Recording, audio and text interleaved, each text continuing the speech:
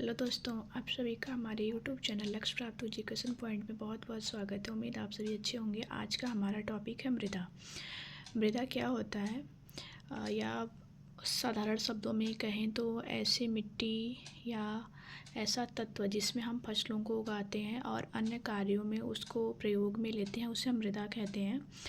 और मृदा, जैसा कि हम सभी जानते हैं, मृदा दो प्रकार की होती है। एक उपजाऊ मृदा होती है, दूसरी अनउपजाऊ या ऊसर मृदा होती है। उपजाऊ मृदा वो होती है, उर्वर मृदा वो होती है जिस मृदा में हम किसी फसल को अच्छे से उसकी पैदावार करते हैं, उसको हम उपजाऊ मृदा कहते हैं। तथा ऊसर मृदा वो मृदा होती है जिसमें नमक की मात्रा ज़्यादा होने के कारण वो मिट्टी बंजर हो जाती है, जिसे हम ऊसर, अनउर्वर या फिर बंजर मृदा कहते हैं। आइए हम देखते हैं कि मिट्टी का वर्गीकरण सबसे पहले हुआ कब था।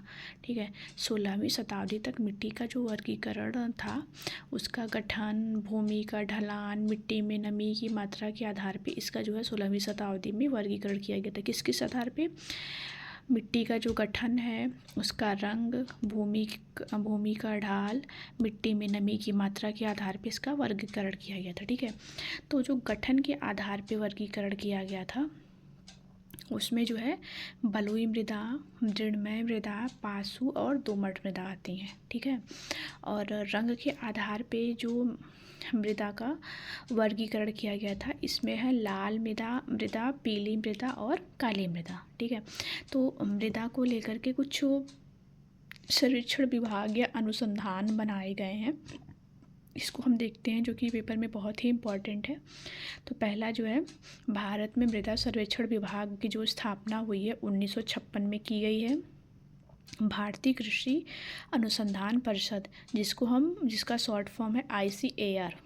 ठीक है, इसकी जो स्थापना की गई है 1929 में अंग्रेज़ों के द्वारा की गई है। ठीक है, भारतीय कृषि अनुसंधान परिषद के तत्वाधान में राष्ट्रीय मृदा सर्वेक्षण ब्यूरो तथा भूमि उपयोग आयोजन एवं संस्थान ने भारत की मृदाओं का अध्ययन किया था। आइए हम इसके आगे देखते हैं। सॉइल हेल्थ कार्ड जो स्कीम है इंडियन गवर्नमेंट के द्वारा, सेंट्रल गवर्नमेंट के द्वारा 19 फरवरी 2015 को PM मोदी के द्वारा लॉन्च किया गया था। और 2016 में सबसे पहली बार 19 फरवरी को सॉइल हेल्थ कार्ड डे, जो कि फर्स्ट टाइम मनाया गया था। ये दोनों जो पॉइंट है ये एग्ज़ाम की दृष्टि से बहुत ही इम्पोर्टेंट है। वहाँ पे हमने देखा था कि मृदा का जो संगठन है, उसका रंग है, उसके आधार पे इसको 16वीं शताब्दी में वर्गीकरण किया गया था। तो यहाँ पे देखिए, उत्पत्ति, रंग, समायोजन तथा अवस्थिति के आधार पे भारत की जो मिट्टियों का वर्गीकरण किया गया है, मतलब कि उपस्थिति कहाँ कहाँ पे उपस्थित हैं, उसका रंग क्या है और उसका समायोजन कैसा है, तथा अवस्थिति के आधार पर इसका जो है वर्गीकरण किया गया है। तो उसमें क्या आएगा, पहले जलोढ़ मृदा, लाल और पीली मृदा, शुष्क मृदा, पिटमय मृदा, काली मृदा, लैटेराइट मृदा, लवण मृदा और वन मृदा।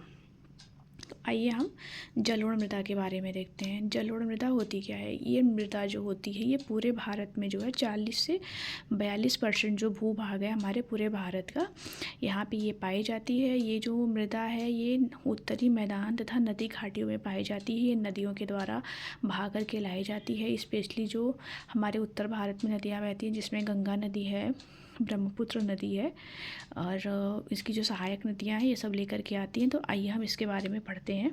ठीक है, पहला पॉइंट हमारा, पूरे भारत में 42% भूभाग पे मृदा पाई जाती है। हमारा दूसरा पॉइंट है, उत्तरी मैदान तथा नदी घाटियों में ये पाई जाती है। ठीक है, सिंधु, गंगा, ब्रह्मपुत्र की जो सहायक नदियाँ हैं उसमें जलोढ़ मृदा बहुत ज़्यादा मात्रा में पाई जाती है। पूर्व से पश्चिम की ओर जाने पर मृदा जो होता है ना, कम उपजाऊ होता है, परंतु फिर भी पूर्व की तुलना में पश्चिम में फसलों का जो उत्पादन है वो ज़्यादा होता है। आइए हम इसको मैप पे पहले देखते हैं कि हम कहना क्या चाहते हैं। जैसे कि आप लोग ये मैप देख रहे हैं, हमारा ये पूरा भारत का मैप हो गया, ठीक है। तो यहाँ पे जो वहाँ पे एक वर्ड लिखा हुआ था ना, पूर्व से पश्चिम की ओर जाने पे, तो ये पूर्व मतलब ये सेवन सिस्टर वाला पूरा एरिया हो गया। तो यहाँ से जब हम इस एरिया में जाएंगे, इस एरिया में मतलब कि पूर्वोत्तर से हम इधर राजस्थान और गुजरात की तरफ जब हम बढ़ेंगे, तो यहाँ पे क्या है कि यहाँ पे नदियों का जाल बहुत ज़्यादा है, ठीक है।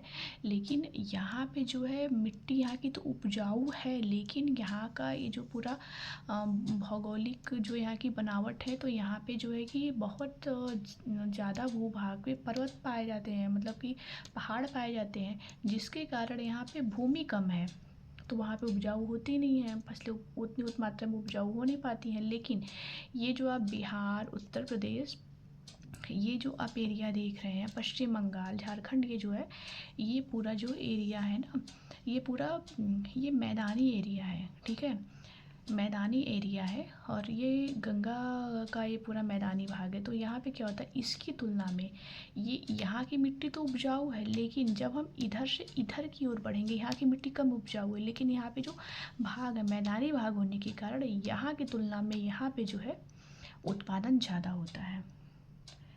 यहाँ की तुलना में इस एरिया में जो है उत्पादन ज़्यादा होता है। यूपी, बिहार, हरियाणा, पंजाब, राजस्थान व गुजरात के कुछ भागों में जलोढ़ मृदा जो है कि पाई जाती है। ये निक्षेपण मृदाएं हैं जिन्हें नदियाँ और सरिताओं ने बाही तथा निक्षेपित किया। इसका इस लाइन का मतलब ये हुआ कि ये निक्षेपित मतलब कि ये नदियों या फिर सरिताओं के द्वारा ये मृदा एक स्थान से दूसरे स्थान पे ला करके निक्षेपित की गई हैं, छोड़ी गई हैं, ठीक है। उत्तर मैदान को मोटे तौर पे हम 3 भागों में बांटते हैं, भावर क्षेत्र, तराई क्षेत्र और जलोढ़ मृदा। तो आइए ये यहाँ पे मैप बना हुआ है, तो इस पे हम मतलब चित्र के माध्यम से देखते हैं। तो जैसा हम ये देखेंगे कि ये हमारा हिमालय का एरिया हो गया, ठीक है। हिमालय में बहुत सभी जानते हैं कि यहाँ पे जो है ऊंचे ऊंचे पहाड़ हैं, ठीक है। तो यहाँ से अगर किसी नदी का जो उद्गम होगा, तो वो अपने साथ बहुत ज़्यादा मात्रा में बड़े बड़े पत्थर, मीडियम साइज के पत्थर और जो बालू के जो छोटे छोटे सूक्ष्म कण होते हैं, वो भी ये साथ में लेकर के आती है अपने। हाँ, तो क्या होता है कि जब नदी यहाँ से चलती है, प्रचंड वेग के साथ चलती है, तो जो बड़े बड़े पत्थर होते हैं वो रास्ते में ही सबसे पहले रुक जाते हैं। तो जहाँ पे ये पत्थर रुकते हैं उसे हम भाभर क्षेत्र कहते हैं।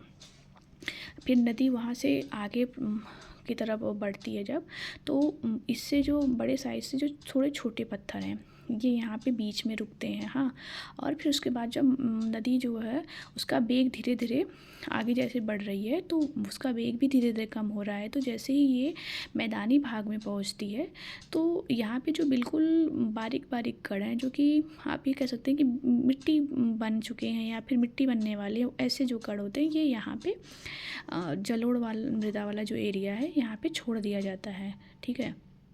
तो आइए हम इसको देखते हैं, इसका इस पे जो कुछ पॉइंट्स लिखे गए हैं उसके बारे में हम देखते हैं। उत्तरी मैदान का सबसे बड़ा भाग जो होता है पुराने जड़ोड़ से बना हुआ है। यह नदियों के बाढ़ क्षेत्र के ऊपर स्थित है और एक छत जैसी विशेषता प्रस्तुत करता है। यह भाग भाबर के नाम से जाना जाता है, जो तराई के दक्षिण में है। जैसा कि हम जानते हैं कि खादर जलोढ़ मृदा को हम 2 भागों में बांटते हैं, खादर और बांगर।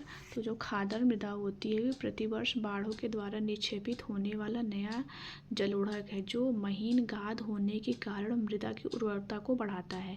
खादर मृदा में बांगर मृदा की तुलना में ज़्यादा महीन कण पाए जाते हैं। जलोढ़ मृदा में पोटास की मात्रा अधिक, फास्फोरस की मात्रा कम पाई जाती है।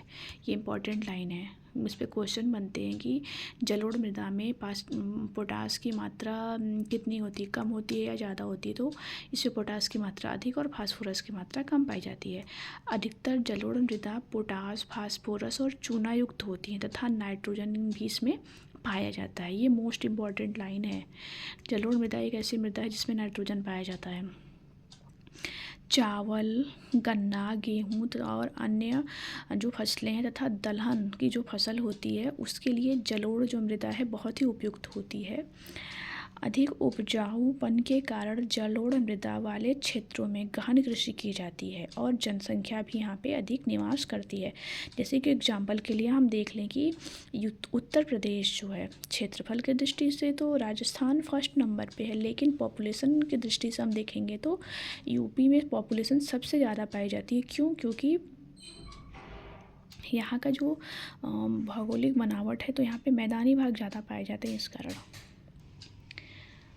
सूखे क्षेत्रों की मृदा अधिक क्षारीय होती है और इन मृदाओं का सही उपचार और सिंचाई करके इनकी जो पैदावार बढ़ाई जा सकती है, क्योंकि इसमें नमक की जो मात्रा होती है वो थोड़ी ज़्यादा होती है, जिसके कारण ये मृदा बंजर हो जाती है। लेकिन सही से अगर हम इसका उपचार करें तो इसको भी हम उर्वरक बना सकते हैं, उपजाऊ बना सकते हैं। जलोढ़ मृदाओं का रंग हल्के धूसर से राख धूसर जैसा होता है। इसका जो रंग होता है निक्षेपण की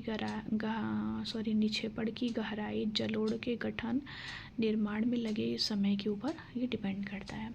हमारा अगला जो है हेडिंग काली मृदा है। काली मृदा क्या होती है?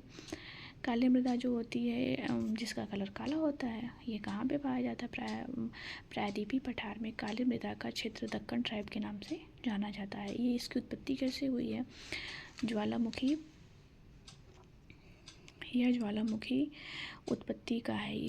इसलिए आग्नेय चट्टानें और काली मृदा के निर्माण के लिए, मतलब कि ज्वालामुखी से जो निकलती है ना आग्नेय चट्टानें जो बनती हैं, वो काली मृदा के निर्माण के लिए जिम्मेदार होती हैं। या दूसरे शब्दों में कहें तो काली मृदा जो बनती है वो ज्वालामुखी जब फूटता है तो उसमें से जो लावा निकलता है वो पृथ्वी पे जमता है। जब भूमि पे जमता है तो उससे आग्नेय चट्टानों का निर्माण होता है। उसी में जब वही जो चट्टानें टूटती हैं तो उसी से काली मृदा का निर्माण होता है। पठार के पश्चिम और उत्तर पश्चिम भाग में काली मिट्टी की प्रचुरता पाई जाती है। इस प्रकार की मृदा दक्कन पठार बेसाल्ट क्षेत्र में उत्तर पश्चिम भाग में पाई जाती है और लावा जनक सैलों से बनती है। ये जो है काली मृदा जो होती है ये महाराष्ट्र, सौराष्ट्र, मालवा, मध्य प्रदेश, छत्तीसगढ़, गुजरात, तेलंगाना, आंध्र प्रदेश, तमिलनाडु के कुछ हिस्सों में पाई जाती है। आइए हम मैप में अगर इसको देखेंगे तो इसमें बताया गया है कि ये जो मृदा है ये कहाँ पाई जाती है? हमारे मैप में देखिए महाराष्ट्र यहाँ पे है। मालवा जो होता है ये मध्य प्रदेश का भाग है और मध्य प्रदेश में भी है और छत्तीसगढ़ में है, गुजरात में और तेलंगाना में, आंध्र प्रदेश और तमिलनाडु के कुछ हिस्सों में। मतलब ये वाला जो पूरा एरिया आप देख रहे हो ना, ये जो रेड पेन के नीचे वाला एरिया है पूरा, गुजरात, मध्य प्रदेश, छत्तीसगढ़, आंध्र प्रदेश, तेलंगाना और तमिलनाडु, इस वाले एरिया में काली मृदा पाई जाती है। दक्षिण पूर्वी दिशा में गोदावरी कृष्णा की घाटी तक इसका जो है विस्तार है।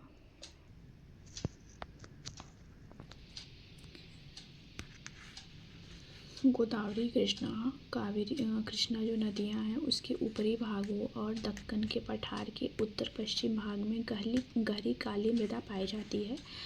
आमतौर पर यह मृदा जो होती है मृणमय, गहरी और पारगम्य होती है और इसमें जो होता है नमी धारण करने की जो क्षमता होती है, इसमें नमी धारण करने की क्षमता बहुत अधिक होती है काली मिट्टी में।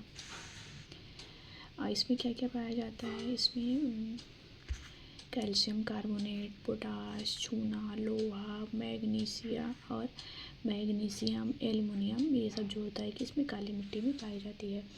और अगला पॉइंट जो है फास्फोरस, नाइट्रोजन, जैव पदार्थों की इसमें जो होती है कमी होती है। ये पॉइंट बहुत इम्पोर्टेंट है।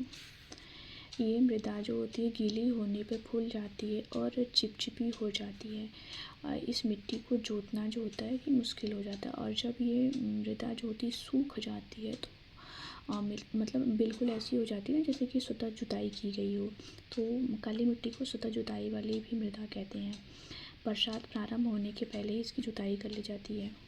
तो हमारा जो अगली मृदा पढ़नी है हमें वो लाल और पीली मृदा है। लाल जो मृदा होती है दक्कन पठार के पूर्वी दक्षिणी हिस्से में पाई जाती है। ये रवेदार आग्नेय चट्टानों पर कम वर्षा वाले भागों में विकसित होते हैं और लाल पीली मृदाएं उड़ीसा, छत्तीसगढ़, मध्य गंगा मैदान के दक्षिण छोर पर और पश्चिम घाटी में पहाड़ी पर पाई जाती हैं। तो इसको अगर हम मैप में देखेंगे तो उड़ीसा, छत्तीसगढ़ और मध्य गंगा के दक्षिण छोर में, तो इसमें हम देखेंगे अगर तो ये रहा उड़ीसा, हाँ, और ये रहा छत्तीसगढ़, और मध्य गंगा का मैदान देखेंगे तो ये वाला आएगा, और पश्चिमी घाट देखेंगे तो ये वाला एरिया आएगा। ठीक है, तो यहाँ पे जो है कि ये लाल और पीली मृदा पाई जाती है।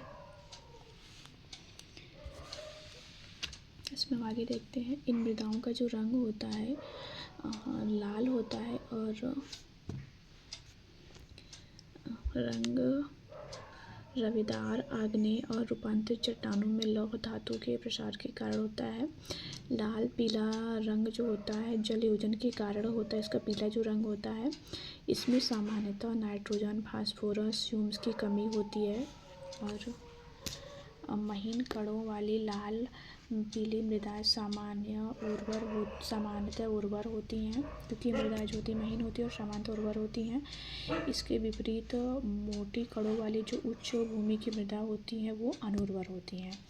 तो आइए हम आगे देखते हैं लैटराइट मृदा। ये जो लैटराइट मृदा होती है, लैटराइट जो शब्द है वो ग्रीक भाषा के लेटर से लिया गया है, जिसका अर्थ होता है ईंट।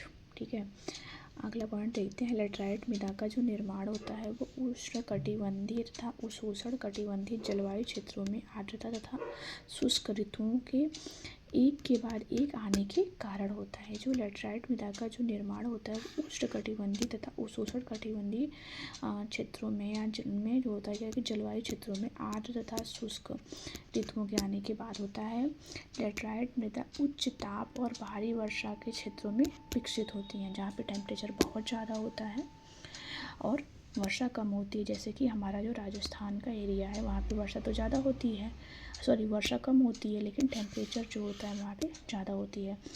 यह भारी वर्षा से अत्यधिक निस्खलन का परिणाम है। मरुस्थलीय मृदा क्या होती है? शुष्क मृदाओं का जो रंग होता है लाल से लेकर के किशमिश तक होता है। ये मृदाएं जो होती हैं आमतौर पर रेतीली और लवड़ी होती हैं। कुछ क्षेत्रों में नमक की इतनी अधिक मात्रा होती है कि झीलों से जल वाष्पीकृत करके खाने का नमक भी बनाया जाता है। और शुष्क जलवायु और उच्च तापमान के कारण जल वाष्पन अधिक होता है। मरुस्थलीय मृदा में ह्यूमस और नमी की जो मात्रा होती है वो कम होती है। हमारा अगला पॉइंट है, इसमें जो होता है कि नाइट्रोजन अपर्याप्त और फास्फोरस होता है सामान्य मात्रा में पाया जाता है, लेकिन जो जलोढ़ मृदा है उसमें नाइट्रोजन जो होता है कि पाया जाता है, और उसके बाद सारी मृदाओं में नाइट्रोजन नहीं पाया जाता है, उसमें नेचुरल तौर पर नाइट्रोजन पाया जाता है। मृदा की सतह के नीचे कैल्शियम की मात्रा बढ़ती चली जाती है और नीचे की परतों में चूने के कंकड़ की सतह पाई जाती है। हमारा अगला पॉइंट है, इसके कारण मृदा में जल अंत स्पंदन अवरुद्ध हो जाता है। इस मृदा को सही तरीके से सिंचित करके कृषि योग्य बनाया जा सकता है। एग्जाम्पल के लिए जैसे पश्चिमी राजस्थान में हो सकता है। जंगली मृदा क्या होती है? हमें अगली मृदा जो पढ़नी हो जंगली मृदा। हिमालय के हिमाच्छादित क्षेत्रों में इन मृदाओं का बहुतायता अपरदन होता है। ये अम्लीय तथा ह्यूमस रहित होती हैं। इसमें मतलब कि ह्यूमस जो होता है, ह्यूमस हम साधारण शब्दों में कहेंगे जो पत्ते होते हैं ना, या फिर कोई वनस्पति है वो सड़गल के मिट्टी में मिल जाती हैं। कोई जानवर हैं तो वो सब भी मतलब मरने के बाद मिट्टी में मिल जाते हैं सड़गल के, तो उसी मृदा की पूरी परत को हम ह्यूमस कहते हैं। तो ये वहाँ पे नहीं पाया जाता है। नदी घाटी के निचले क्षेत्र विशेषकर नदी सोपानों और जलोढ़ पंखों आदि में ये मृदा उपजाऊ होती है। लवण मृदा क्या होती है? ऐसी मृदा जो ऊसर मृदा, जिसको हम ऊसर मृदा भी कहते हैं। इसमें क्या क्या पाया जाता है? लवण मृदा में सोडियम, पोटेशियम, मैग्नीशियम का अनुपात अधिक होता है। अंत में अणुवर अतः ये जो होती है कि सोडियम, पोटेशियम और मैग्नीशियम अधिक पाए जाने के कारण इसमें जो होता है कि कोई फसल पैदा ही नहीं की जा सकती है। ये अणुर्वर मृदा होती है। इसमें किसी भी प्रकार की वनस्पति नहीं पाई जाती। इसमें नाइट्रोजन और चूने की कमी होती है। इसकी संरचना बलुई से लेकर दोमट तक होती है। ये जो मृदाएं होती हैं, ये शुष्क और अर्धशुष्क तथा जलाक्रांत क्षेत्रों और अनूपों में पाई जाती हैं। ये कहाँ पे पाया जाता है? अधिकतर ये जो मृदा है, लवण मृदा जो है, पश्चिम गुजरात, पूर्वी तट के डेल्टा और पश्चिम बंगाल के सुंदर वन क्षेत्रों में पाई जाती है। अगर हम इसको देखेंगे, मैप पे देखेंगे तो गुजरात, ये गुजरात का एरिया है ना, तो ये पश्चिमी गुजरात बोला। ये वाला जो भाग है पूर्वी गुजरात है और ये पश्चिमी गुजरात है। तो इस एरिया में ये मृदा पाई जाएगी। और इसमें बोला गया है कि पश्चिम बंगाल के सुंदर वन वाले क्षेत्र में। तो हमारा ये हो गया पश्चिम बंगाल, ठीक है। और ये जो एरिया है ये सुंदर वन का एरिया है। तो यहाँ पे मतलब ये समुद्र के किनारे मोस्टली कह सकते हैं कि वहाँ पे पाया जा रहा है। हम अगला देखते हैं। और ये है कि कच्छ के रण में दक्षिण पश्चिमी मानसून के साथ नमक के कण आते हैं, जो एक पपड़ी के रूप में ऊपरी सतह पे जमा हो जाते हैं। उम्मीद है आप लोगों को ये मृदा का जो टॉपिक है ये समझ में आया होगा।